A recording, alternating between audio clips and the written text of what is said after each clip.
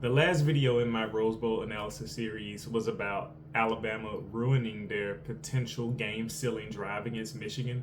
In this video, I'm actually going to go back to the start of the second half and show you how Alabama messed up their opening drive of the second half with also some very similar mistakes. And this one probably hurt Alabama a whole bunch. So let's just jump right into it. So you'll see, and I mentioned it in the last game, Alabama came out in the second half running the ball like a lot. And they were actually having success. And so in this first play, third quarter, 14 minutes and 19 seconds left, 2nd and 8, Alabama on this drive went pass, run, pass, run, pass, or I should say attempt to, whatever this play was, and you'll see what I mean. But they came out balanced. And so on this play, 2nd and 8, Alabama is in 12 personnel, which is one running back, which is Justice Haynes, who got a few carries, or I should say like a couple here in the second half.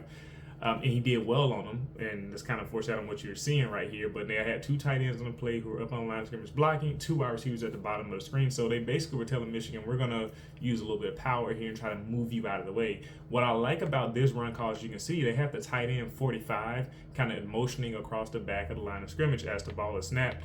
And he's looking to get into that hole and block some of that Michigan rush that's coming forward, as Justice Haynes then is able to cut back behind the tight end's block, where his left guard and his center are getting some push up to the second level, and they get a lot of push actually, and Justice Haynes is able to move forward and run through a couple of armed tackles.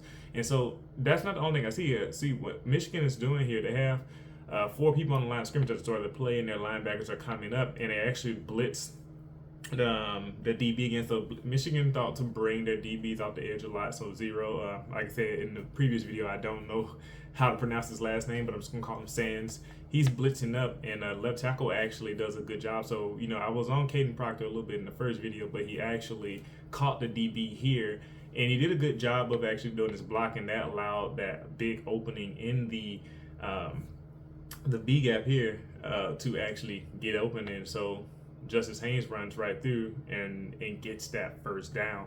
That's really good blocking and execution by Alabama.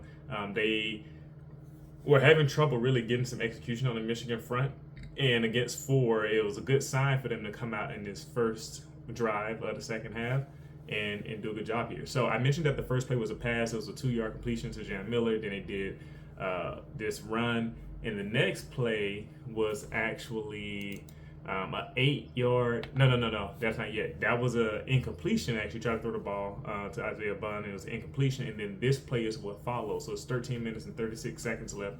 2nd and 10 on this opening drive of the second half. Alabama once again is in 12 personnel. So they found that the 12 personnel seems to be working for running the ball. As you can see, both tight ends are lined up on the left side of the line of scrimmage. That's Dupree 81 and Oots 45 on that left side. And you see Michigan has 4 up on the line of scrimmage again. So Michigan is basically kind of countering Alabama by having 3 down linemen, kind of like a standing rusher, and 2 linebackers here. So they're trying to counter that look, but Alabama's a little bit heavier, a little bit more settled now. And so on this play, Alabama's going to snap it and give it to Justice Haynes again. So this is a freshman running back, by the way. But I want you to notice how they decided to do this blocking scheme here. They really opened up the Michigan defense and kind of pushed their guys out. So the left side of the line kind of pushed their guys down. The right side pushed their guys down. And Justice Haynes does a good job of reading where these blocks are going. So we'll just take it a little step at a time. So you see that the right guard and the right tackle, well, I should say the right tackle by himself handles that outside rusher. The center and the right guard push down on one of those defensive tackles, whereas the left guard gets up very quickly, which is Booker, on that second level, takes out the linebacker, while the freshman left tackle, Caden Proctor, pushes his defender down to the ground. He gets a nice block, moves him out of the way, while the tight ends handle the left side edge. And this is a good job by the Alabama tight ends. Alabama didn't really use their tight ends much in the first half in terms of executing run blocks here, and this was a good job of doing that, as they got up on that edge rush on the left side and the linebacker number 23. So basically Alabama, and if you saw my previous videos in this series, so this is video number 4, they did a really good job, a really bad job of blocking these linebackers in the first half. And right here, everybody is a hat on a hat. And so Justice Haynes reads these blocks well. He goes around that left side because he sees all the blocks are happening. And the wide receiver gets a good block on Will Johnson. And Justice Haynes is able to run through there. And the guy who was on that tight end, he kind of trips Justice Haynes up, but not before he gets an 11-yard gain here on Michigan. So Alabama was starting to move a little bit. And as you can see, Michigan's defensive line, it's not like they were getting completely blown off the ball, but this was good movement, whereas Alabama wasn't getting movement pretty much at all in that first half. And so really good adjustments to do this type of running this out of this formation to open the game. And now this is where some of the, well, not yet.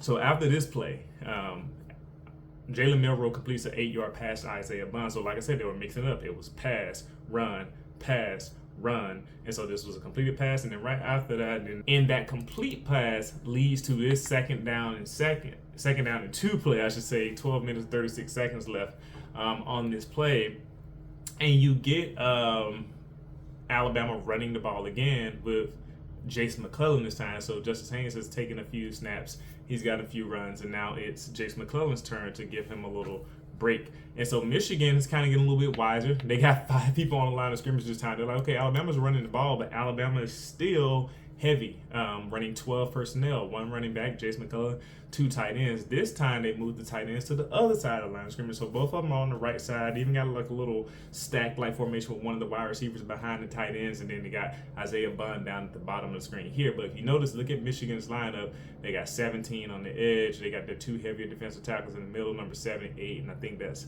that 99, one of those big guys down there, and then they have their rushers on the other side, 94, and they have 32 linebacker on the other side. So they are up on the line of scrimmage to maybe fill in some gaps. Alabama, though, still once again is going to execute very well and get all these blocks.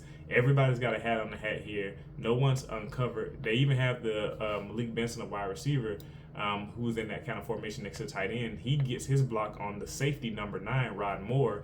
And Jason McClellan sees that Malik Benson kind of has this guy pinned down. So the wide receiver basically blocked in a way where he forced the DB to turn inside toward the line of scrimmage. And Jason McClellan follows it out to the outside, and Jason McClellan tries to beat Sands, the DB0, to the outside, which he does. Because Sands is small, so Jason McClellan kind of takes advantage of that, and he knows that he can kind of fight him off until he gets to the first down marker. Maybe Jason should have thought, well, nah, that guy played it well. Maybe he could have cut inside, but not really. The guy, he broke down pretty well and stayed with him, so it was actually good defense by the Michigan DB, but Alabama got all the blocks up front that allowed Jason McClellan to take his guy one-on-one and get a first down. It was like a 10-yard run on 2nd and 2, which is really, really good. They weren't getting this before. Like I said, Alabama got blocks. They got to the second level again. Look at the lineman, number 77. You got, I think, the tight end, number 45. It was 52. Trevor Booker, the left guard, also got up on that line of scrimmage. Really good play by Alabama. And then, now this is where you're going to see, this is where Alabama messed up. So this was all in the same drive. Alabama was moving. They were past the 50. They were now on their side of the 50, and they were about to try to get into the red zone. The next play, Alabama is 1st and 10, 12 minutes and 1 second left in the third quarter. Alabama still 12 personnel, so Tommy Reed, so you got Alabama fans give Tommy Reed some credit here. He's sticking with the formation that works. They're heavy. They can move Michigan around. It looks like something's going to do really well here. And they're like, let's keep this up. Let's keep this momentum going. Jason McClellan is still in the game. And they have 2 receivers at the bottom. The tight ends are set off in different sides of the line of scrimmage this time. They have Dupree on the left side. They have Oots kind of set behind the line of scrimmage, behind the right tackle. Unfortunately, we didn't get to see what this play was going to be because this is where the bad snaps happen again. Because you got Kendrick Law coming in motion. They got Oots, the tight end, motioning across once the ball snap. But the ball is so low, it just scoots and falls behind Jalen Milroe. He has to just run back there and fall on the ball. So before we can see what this play was going to do, it looks like it was going to be some type of misdirection, using motioning to get the miss. It's the same thing that Michigan did against Alabama, funny enough, just kind of getting their eyes in different places and trying to get their defense confused. But the ball's so low and to the side, it rolls right past Jalen Milroe. And I think Alabama on this play I think, at least my opinion, based on the blocks, I'd love to hear what you guys think who are watching this video. I think they were going to try to run off the left side. Because as you can see, they have Kendrick Law coming across motioning as if it was going to be some type of, like flip the ball out to him and maybe he runs to the edge. But I think that's to get the Michigan linebackers shifted toward that side and move it over there. Because if you notice, all the Alabama offensive line, they get up on the block and they start moving their guys down right. They start blocking down right, while the tight end, number 45, Oots, is coming back, pulling his block to the left side. So I think this was going to be a handoff to Jace McClellan to follow the tight end, Oots. And I think Oots would have had a lead block on the Michigan DB number 7. And if you notice, the DB number 7 is the only one on that side who would have been able to stop Jace McClellan on the handoff here, assuming that no one else got off their blocks or got beat. But Will Johnson is going up the field with the wide receiver, or he's going to be blocked by his wide receiver.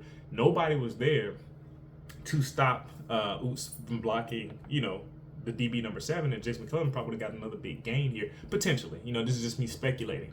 We would have never seen this, though. We didn't get a chance to see this because the snap was low, and they lost 13 yards on this play, and that's really big. They went from being on their side of the 50 with momentum from running the ball. Remember, before this play, they had 3 first down runs. 3 first down runs out of the same formation, and they had 2 completions out of these same formations here. At least I think it was 12 the whole time on the drive. And then, so now you have 2nd and 23, and that's what I'm going to show you next. We're going to move on to the next play. 11 minutes and 21 seconds left on the clock. It's 2nd and 23 here in the third quarter. And Alabama now, with it being so far back, Michigan's like, okay, we're not afraid of the run, because if you run, you probably won't get the first down.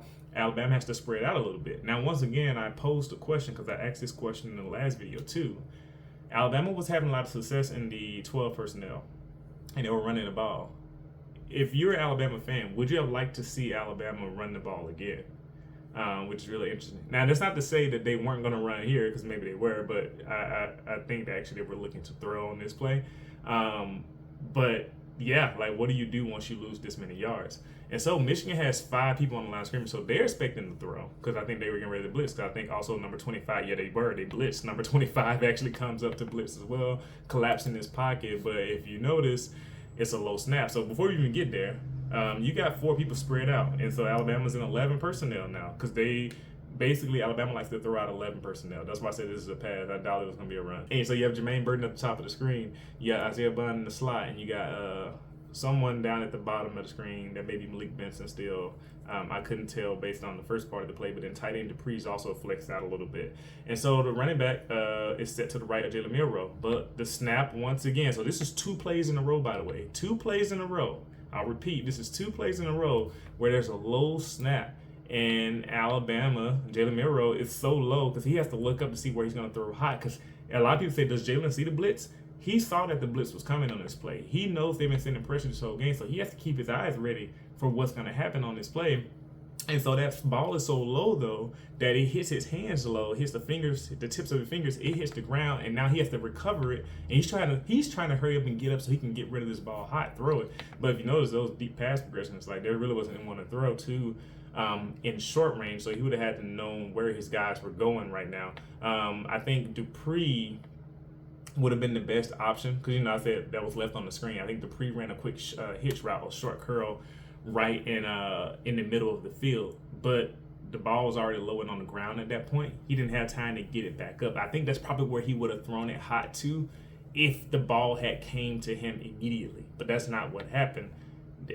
This is just really bad execution from a center. So, and this crazy thing about Seth McLaughlin, he can block really well. If you notice, after the low snap, he gets up, he blocks his guy. Like, he's getting pushed back a little bit, but he's blocking his guy. So that's the crazy thing. He can actually do good pass protection.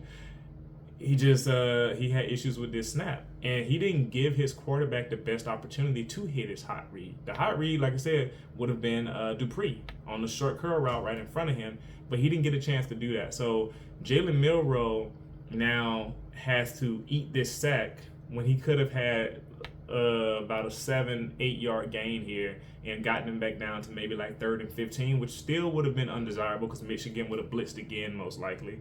But that's what we see in this situation. And the next play, I think Alabama conceded that they were too far back. I think it ended up being like a third and like 26, 27, some big yard. So they ran the ball. Alabama ran the ball for like 7 yards on the next play, and they punted the ball away on this promising opening drive. And it was ruined because Alabama could not execute due to these mistakes. 2 bad snaps back to back. And so I'm really interested in Michigan fans. Do you think Alabama would have been able to run the ball here as that drive continued? Let's say that these snaps didn't happen. Alabama remained in 12 personnel and continued to run the way they were. What do you all envision the outcome of that drive would have been? There's no guarantee that they would have scored, of course. Michigan's defense did really well in the game. And those defensive tackles, they're really strong inside, which is why Alabama wasn't always able to push those guys out of the way. But it's unfortunate that Alabama didn't give themselves the best chance to, really keep moving the ball, basically, because they set themselves back with some execution issues. And that's to say, too, I think at this point, with the pressure that Michigan was bringing, that stress and that pressure probably influenced Seth to snap the ball the way he did as well, even though he's been kind of having an issue all year. So I think Alabama, when they look at the tape, when they look at some of the things here, they're going to be like, oh, that was a missed opportunity. Who knows what that drive would have looked like for them. So Alabama messed up their opening drive of the second half with some miscues. And those runs really ruined their opportunity to do something. So let me know what you think. Thanks for watching. I'll see you for part 5 of the Rose Bowl analysis series. See you next time.